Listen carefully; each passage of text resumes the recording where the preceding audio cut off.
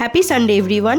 রবিবারের রোদ ঝলমলে উজ্জ্বল দিনের একটা মিনি ব্লগে তোমাদের প্রত্যেককে ওয়েলকাম জানাই। আজকে সকালে ব্রেকফাস্টে তৈরি করেছি ডিম পাউরুটি, ছেলের আর আমার জন্য, কারণ আমার কর্তামশাই গেছেন তার বন্ধুদের সাথে পিকনিকে। আমাদের বাড়ি থেকে কিছুটা দূরেই এই স্পটটা। গঙ্গার ধারে নিত্য নতুন পিকনিক স্পট গড়ে উঠছে প্রতিনিয়তই। এই জায়গাটা আমি অবশ্য আগে দেখিনি, কিন্তু কর্তামশাই বলেছেন আমাদেরকে একদিন নিয়ে যাবেন। যাই হোক, সকালবেলায় বাজার তিনি করে দিয়েই তারপরে গেছেন। আর আজকে আমি রান্না করেছি বেতো শাক বেগুন দিয়ে আর কম তেল মশলা দিয়ে মাটনের ঝোল করেছি।